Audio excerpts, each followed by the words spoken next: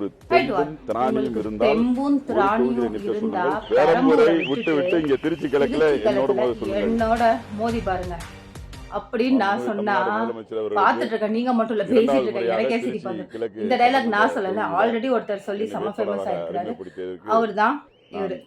So உள்ளார்ந்த இந்த dialogue வந்து அவர் நன்றிகளை சொல்லியிருக்கிறாரு. தெரிவித்துக் அதுக்கு கொள்கின்றேன். அடுத்து திருச்சியில மாநாடுல எவ்வளோ கூட்டம் மீண்டும் வந்தது நிச்சயமாக அப்படின்றத நீங்களே பார்த்துருந்துருக்கலாம். மாண்புமிகு தமிழ்நாட்டு முதலமைச்சர் என்னதான் அவர்கள் கொண்டு கமெண்ட் வந்த யார் திட்டங்கள் என்ன சொன்னாலும் மேல கடைக்கோடி இருக்கிறவங்க தமிழனுக்கும் எடுக்கிறது போய் தான் தீர்ப்பு. சென்றிருக்கிறது. என்ன நடக்குது எனவே அப்படின்றத வெயிட் பண்ணி அந்த பார்க்கலாம். திட்டங்களின் வாயிலாகவும் இருந்தாலும் ஒரு சில பேர் இந்த மீம்ஸை வந்து இந்த கிரியேட் திருச்சி பண்ணிட்டே கிழக்கு இருந்தாங்க. சட்டமன்ற நீங்க வந்து பாத்தீங்கன்னா அன்னைக்கு தொகுதிக்குட்பட்ட சொன்னீங்கல்ல, இன்னைக்கு வந்து 5 பாத்தீங்கன்னா வருடமாக மக்கள் சட்டமன்ற வெள்ளத்துல அப்படியே அவர் உறுப்பினராக மிதக்கிறாரு பணியாற்றியுள்ளேன். அப்படின்ற மாதிரி ஒரு அனைத்து சில தரப்பு மீம்ஸ்லாம் வந்துட்டு மக்களிடமும் இருந்தது. அதனால தான் இந்த நம்பிக்கையை வீடியோ நான் பெற்றிருக்கிறேன். மேக் பண்ணேன். தெரு தெருவாக எலெக்ஷன் பத்தி நான் வீதி பேசின வீதியாக வீடியோ எல்லாமே சென்று எந்த மக்கள் கட்சிக்குமே நான் சப்போர்ட் பண்ணி பணியாற்றியிருக்கிறேன். பேசல. இவங்க வந்து அந்த பாத்தீங்கன்னா இந்த நல்லது தைரியத்தோடு செஞ்சிருக்காங்க. தெம்போடு நான் இவங்க மீண்டும் செஞ்சது வந்து சொல்கிறேன். பாத்தீங்கன்னா மேபி 1 அந்த லட்சம் சிச்சுவேஷன்ல ஓட்டுகள் தப்பா போயிட்டு வித்தியாசத்தில் இருக்கலாம் நிச்சயமாக அப்படின்னு. நான் அதனால வந்து பாத்தீங்கன்னா நான் டிவி கேட்க சப்போர்ட் பண்றேன் எனக்கு அப்படின்ற மாதிரி அர்த்தமே கிடையாது. 2021 கிளியர்டா புரிஞ்சுக்கோங்க.